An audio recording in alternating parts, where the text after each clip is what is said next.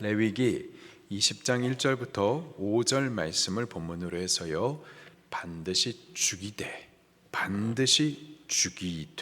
라는 제목으로 말씀을 나누도록 하겠습니다. 레위기 17장부터 26장까지는 거룩법을 가르쳐 주시죠. 반복되는 그 성경 구절이 하나님이 거룩하니 너희도 거룩할지어다. 하나님 그분은 거룩하신 분이십니다. 그의 백성된 우리도 마땅히 하나님의 어떠하신가 같이 거룩해야만 하는 거죠. 이 거룩이라고 하는 것은 예배 의식만을 말하는 것이 아니라 거룩한 삶을 말하는 겁니다. 거룩한 삶이 무엇인지 레위기 17장부터 26장까지 구체적으로 가르쳐 주세요. 오늘 20장 말씀을 시작하게 될 텐데, 20장 말씀은 반드시 죽여야 할 죄들을 나열해 주십니다. 반드시 죽여야 할 만큼 심각한 죄인 거예요. 하나님의 거룩하심을 크게 훼손하는 죄, 하나님께서 가증히 여기시고 미워하시는 죄인 거죠. 네 가지입니다. 첫째로 1절부터 오늘 5절까지 오늘 본문 말씀에 자녀를 몰렉에게 내어주어서 죽게 하는 죄, 그 자녀를 불에 태워 죽이는 죄, 그리고 6절부터 8절에 그리고 또 27절에 신접한 자와 박수를 추종하는 죄. 하나님이 계시는데, 그분이 우리에게 말씀해 주시는데 귀신을 쫓아다니고 또 귀신에게 앞일을 물어보는 이러한 죄, 그리고 세 번째로 부모를 저주하는 죄, 공경해야 되는데 저주하는 죄, 그리고 마지막으로 근친상간, 동성애, 그리고 짐승과의 관계 등 이런 성적인 타락의 죄를 말씀해 주고 있습니다. 이것들은 다 반드시 죽여야 할 죄인 거예요. 그만큼 심각한 죄고 하나님의 거룩하심을 훼손하는 죄인 겁니다.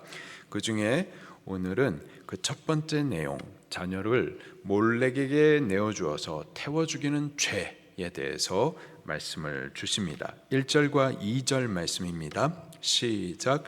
여호와께서 모세에게 말씀하여 이르시되 너는 이스라엘 자손에게 또 이르라. 그가 이스라엘 자손이든지 이스라엘에 거류하는 거류민이든지 그 자식을 몰렉에게 주면 반드시 죽이되 그 지방 사람이 돌로 칠 것이요. 아멘. 몰렉이라고 하면은 고대 가나안 지방에 섬겨지던 우상입니다. 불의 신이라고도 불려졌고요. 그 섬기는 제사의 의식은 어린 자녀를 인신제물로 바치는 것이었습니다. 몰렉의 모습은요, 뿔 달린 황소의 얼굴과 사람의 몸으로 되어 있습니다. 청동으로 만들어졌고요. 그리고 팔을 앞으로 뻗고 있습니다. 이 팔에다가 너 자녀를 내어 바치라라는 거죠. 제사가 시작이 되면은 이 몰렉의 청동 우상을 불로 달굽니다. 그래서 이 몰렉의 팔, 너 자식을 내어 달라고 뻗친 이 팔이 빨갛게 이렇게 달아오르면은, 그러면은 그 벌린 팔에다가 아기를 올려 놓는 거죠. 그럼 그 아기가 어떻게 될까요? 불에 타는 그 고통과 함께 나중에는 불타 죽게 되는 거죠. 그렇게 아기를 제물로 인신 제사를 올리는 것이 몰렉 종교입니다. 누가 보더라도 상식적으로 너무 잔인하고 어처구니 없는 이 인신 제사인데도 불구하고 이런 것을 올리는 목적이 어디에 있느냐? 축복, 번영, 성공, 풍요를 얻기 위함인 겁니다. 자기를 위해서 축복, 번영, 성공, 풍요를 위해 어린 아기의 생명을 죽이기까지 하는 이기적인 욕망이 바로 몰렉 종교인 거예요. 이 자녀를 몰렉에게 태워 죽게 하는 일에 대해서 18장에 이미 금하셨습니다. 반복하는 20장에서는 금하셨는데도 불구하고 거역할 경우 그 받게 될 형벌을 강조하여 말씀을 하시는 거예요. 마찬가지로 신접한 자와 박수에 대한 내용도 우리가 이미 나누었었죠. 그리고 부모 공경에 대해서도 또 음행에 대해서도 다 18장과 19장에 이미 나누신 말씀들입니다. 근데 20장에 다시 반복을 하세요. 반복하시는 20장에서는 거역하는 자가 받게 될 그 형벌을 강조하여서 말씀을 주십니다. 그 형벌의 내용은요, 이 네 가지 모두 다 반드시 죽이라라는 거예요. 반드시 죽여야 할 만큼 가증하고 하나님 미워하시는 죄고 하나님의 거룩하심을 크게 훼손하는 죄라는 거죠. 특별히 이 몰렉에게 자녀를 태워 죽인 자, 그들을 반드시 죽이되 2절 마지막 부분에 보니까는 그 지방 사람들이 돌로 칠 것이요, 이렇게 기록을 하고 있습니다. 돌로 쳐서 죽이라, 이렇게 강조를 하고 있어요. 특별한 의미가 있습니다. 돌로 친다. 누가 돌로 쳐서 죽일까요? 2절 마지막에 보세요. 누가 돌로 쳐서 죽이죠? 그 지방 사람이, 그 지방 공동체 전체가 이 죄에 대한 심판에 참여하고 이 죄에 대한 심판을 집행하는 거예요. 이 죄가 공동체 전체를 부정하게 하고 공동체 전체를 하나님의 진노 아래 있게 하기 때문인 거죠. 때문에 공동체 전체가 이 죄에 대한 심판에 참여하는 겁니다. 그리고 또 동시에 공동체 전체가 이 죄에 대한 심판에 참여하면서 누구라도 이러한 죄를 범하면 반드시 돌 맞아 죽는 거구나 라는 사실을 알게 하시는 겁니다. 만약에 우리 동네에서 누군가 이런 가증한 죄를 범하고 있는데 그것을 분명히 보았고 아는데도 불구하고 모른 척하고 방관하면은 어떻게 될까요? 4절과 5절 말씀을 같이 읽겠습니다. 시작. 그가 그의 자식을 몰렉에게 주는 것을 그 지방 사람이 못 본 채 하고 그를 죽이지 아니하면 내가 그 사람과 그 건속에게 진노하여 그와 그를 본받아 몰렉을 음란하게 섬기는 모든 사람을 그들의 백성 중에서 끊으리라. 아멘. 그 방관하는 죄에 대해서도 하나님께서 진노하십니다. 그 사람과 그 권속이라 하면은 그 집안 사람 모두를 말합니다. 그들을 백성 중에서 끊어버리시겠다 말씀을 하세요. 절대 방관해서는 안 되고 이 죄에 대한 심판에 참여하고 죄짓지 못하도록 막아줘야만 하는 거죠. 이 몰렉 숭배의 죄에 대해서 1차적으로는 그 지역 공동체 전체가 돌로 쳐 죽이라. 그들이 심판해야만 합니다. 그리고 하나님도 이에 대해서 심판하실 것을 말씀하세요. 3절입니다. 시작. 나도 그 사람에게 진노하여 그를 그 백성 중에서 끊으리니 이는 그가 그 자식을 몰렉에게 주어서 내 성소를 더럽히고 내 성호를 욕되게 하였음이라. 아멘. 그 몰렉에게 자녀를 내어주어서 불타 죽이게 하는 죄, 이 죄가 하나님 당신의 성소를 더럽힌다. 그리고 하나님의 성호를 욕되게 한다 말씀을 하고 있어요. 내 성소를 더럽힌다. 여기서 말하는 성소라고 하면은 번제단이 있고 물두멍이 있고 또는 뭐 분향단이 있고 법궤가 있는 그 성막을 말하는 것이 아니고요. 이스라엘 공동체를 말하는 겁니다. 하나님이 이스라엘 공동체 그들 가운데 거하시기 때문에 그들이 하나님이 거하시는 성소가 되는 겁니다. 여보세요? 하나님께서 성막 곧 번제단, 물두멍 그리고 그 첫 번째 방 안에 들어가면 오른쪽에는 떡상이 있고 왼쪽에는 금초대가 있고 정면에 분향단이 있고 휘장을 넘어서 또 법궤가 있는데 그곳이 거룩하단 말이에요. 왜 거룩하죠? 그곳에 누가 임재하시기 때문에 하나님께서 임재하시기 때문에 그렇기 때문에 그곳이 거룩한 장소 성소가 되는 거예요. 근데 하나님은 거기만 계시는 것이 아니라 당신의 백성 중에 거하신단 말이에요. 하나님이 거하시는 그 이스라엘 공동체가 하나님의 임재가 있기 때문에 그것도 성소, 거룩한 장소가 되는 거죠. 지금 우리가 모여서 그리스도 예수의 이름을 믿는 믿음으로 고백하면서 하나님 앞에 예배하는데, 바로 지금 이곳에 하나님께서 당신의 거룩하신 영으로, 성령님으로 우리들과 지금 함께 해주시는 줄로 믿습니다. 그렇다면 바로 이곳이 또 성소가 되는 줄로 믿습니다. 우리 가정에 말이에요. 가정에서 가정 예배를 통하여서 예배단을 쌓고 여호와 하나님 그분을 모시는 동안에는요, 우리 가정도 성소가 되는 줄로 믿습니다. 할렐루야. 그렇게 우리 가정을 성소로 세워가시기를 예수님 이름으로 축원합니다.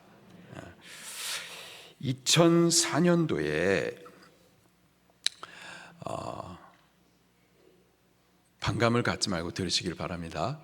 2004년도에 이명박 서울시장이었을 때 시청 앞 광장에서 Rise Up Korea로 주최해가지고는 청소년들이 함께 모여가지고 온몸으로 찬송하고 또 하나님을 예배했어요.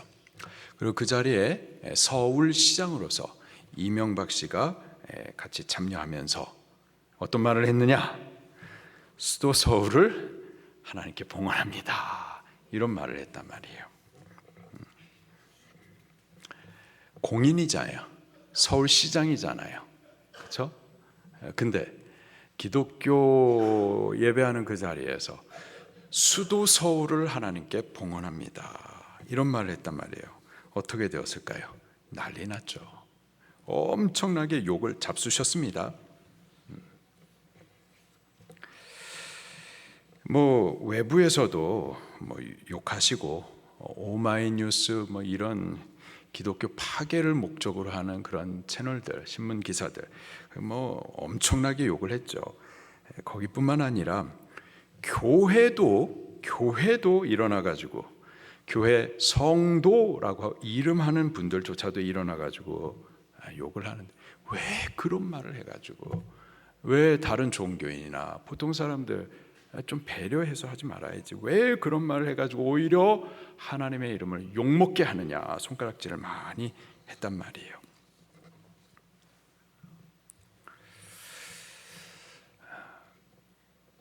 그런데 그 똑같은 자리에서 지금은요, 어떤 일이 벌어지나요? 매년마다 동성애 퀴어 축제가 열리고 있어요. 거기서 예배하고 하나님 서울을 하나님 앞에 봉헌하여 올립니다 했었을 때 혈압을 올리셨던 그 교회들, 그분들은 그 동일한 장소에서 동성애 퀴어 축제 하는데 왜 아무 말도 안 하시는지 모르겠어요. 교회가 하나님을 예배하면 그거 갖고서 뭐라고 그러는데 동성애 축제 하는데 아무 말도 안 해요. 심지어 코로나 때 교회를 강제로 문 닫게 하면서 예배를 못 드리게 했는데, 그럼에도 불구하고 퀴어 축제는 했단 말이에요. 근데 왜 아무 말도 안 하시는지 모르겠어요. 지금은 그 죄악의 파티가 열리는 그 서울시청 광장이 전에는 한때, 참 과거에 있었던 일이 돼버립니다. 전에는 한때 청소년들이 함께 모여가지고 무릎 꿇고 하나님 앞에 죄를 회개하고 온몸으로 하나님을 찬송하며 예배했었던 곳이었었죠. 그동안에는 바로 그것도 하나님의 임재가 있는 성소였었던 겁니다. 어느 장소든 우리가 예배에 단을 쌓고 하나님을 모실 때, 그래서 하나님의 거룩하신 성령께서 임재해 주시면은 바로 그것이 성소가 되어지는 줄로 믿습니다. 이스라엘 백성 중에 이렇게 몰렉을 숭배한다, 이스라엘 백성 곧 하나님이 임재하시는 성소 그 가운데에서 몰렉을 숭배한다, 그것은 하나님이 거하시는 그 성소를 더럽히는 죄가 되는 겁니다. 또 내 성호를 욕되게 한다, 이렇게 또 말씀을 하세요. 성호란 하나님의 거룩하신 이름을 말하죠. 하나님의 이름, 이 이름 성경에서 보면은 이름을 바꾸시는 경우들이 많이 있는데요. 아브라함을 아브라함 되게 하시고, 야곱은요 이스라엘 되게 하시죠.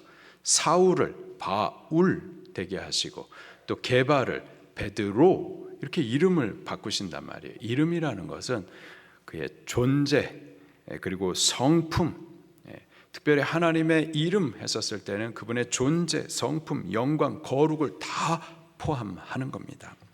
하나님의 이름을 욕되게 했다라는 것은 몰렉 숭배로 인하여서 하나님의 존재, 하나님의 영광, 하나님의 거룩하신 성품을 훼손했다라는 것을 의미하는 거예요. 그들이 몰렉을 찾아 몰렉을 숭배함으로 오직 하나이신 여호와 하나님의 존재, 그분의 유일하심의 존재를 훼손해 버리는 거예요. 여러분, 여호와 하나님 외에 다른 신이 있나요, 없나요? 없습니다. 그런데 우리가 여호와 하나님 외에 다른 신을 찾고 섬기고 제사하고 하는 동안에는 하나님의 유일하심, 오직 하나이심, 그 존재의 이름을 훼손하는 죄가 되는 겁니다. 우리가 예수님을 믿는다라는 거, 예수님만 믿는 거예요.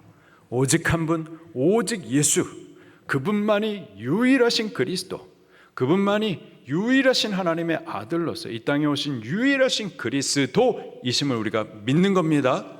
그런데 우리가 예수님도 믿고 바쁘면은, 급하면은, 뭐 간절하다 보면은 점도 치고 토종 비결도 하고, 타로 카페에 가가지고 타로도 치고, 이거는 예수님도 믿고 그것도 믿는 게 아니라 그것을 믿는 순간 예수 그리스도의 유일하심을 훼손하는 죄가 되는 거예요. 유일하신 구원자 예수님을 믿는 그 믿음을 저버리는 죄가 되는 겁니다.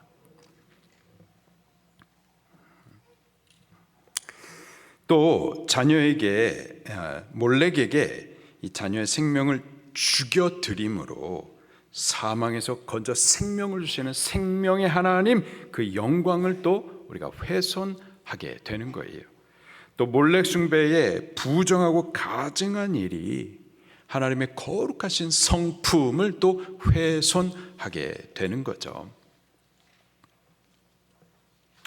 예수님께서 우리가 무엇을 어떻게 기도해야 될까에 대해서 가르쳐 주시는데, 주 기도문이죠. 그 첫 번째 간구의 내용이 뭐죠? 이름이 거룩히 여김을 받으시오며. 이 이름, 누구의 이름이요? 하나님의 이름입니다. 그 하나님의 이름이 거룩히 여김을 받으시도록 첫 번째로 기도하게 가르쳐 주신다고요. 그런데 오히려 몰렉 숭배로 인해서 하나님의 이름을 욕되게 했던 거죠. 이러므로 몰렉에게 자녀를 불태워 죽이는 이들에 대해 하나님께서도 이 죄를 심각하게 다루시고 그 심판을 선언하시는 겁니다. 3절에 보니까 나도 그 사람에게 진노하여 그 백성 중에서 끊으리니, 끊다, 히브리식 발음으로 카라트, 잘라내다, 끊어내다, 제거하다 라는 뜻입니다. 실질적인 의미는 이스라엘 하나님의 백성 공동체에서부터 추방시키다. 영적인 의미로는 하나님의 언약 관계에서부터 그를 제외시키다 라는 의미가 있는 거예요. 너는 이제 내 백성 아니다. 너는 하나님의 언약과 아무런 상관이 없다. 너에게는 천국 없다 라는 무서운 뜻이 되는 거죠. 그만큼 몰렉에게 자녀를 내어주는 일은 하나님의 거룩하심을 훼손하는 심각한 죄, 가증히 여기시고 미워하시는 큰 죄인 겁니다.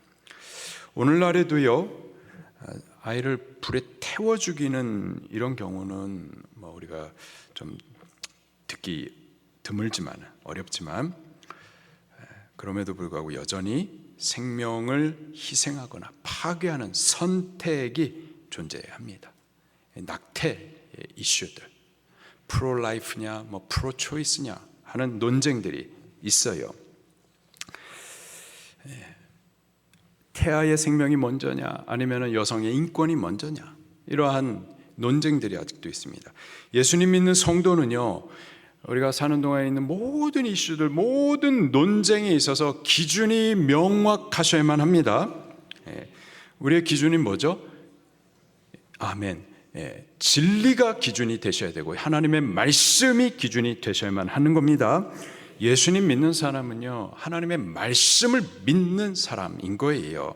말씀의 기준으로 세상의 모든 것들을 분별하고 말씀이 제시하는 길을 따라 우리가 선택하여 가야 하는 겁니다. 그래서 프로라이프냐 프로초이스냐, 낙태해도 되느냐 아니면 여성의 인권이 먼저냐, 아니죠, 태아의 생명이 먼저냐 여성의 인권이 먼저냐, 이건 고민거리도 아니고 논쟁거리도 될 수가 없어요. 왜? 하나님의 말씀이 너무 명확하기 때문이죠. 낙태는 죄입니다. 그건 살인인 거예요. 태의 문을 여시는 이가 누구예요? 여호와 하나님이시잖아요.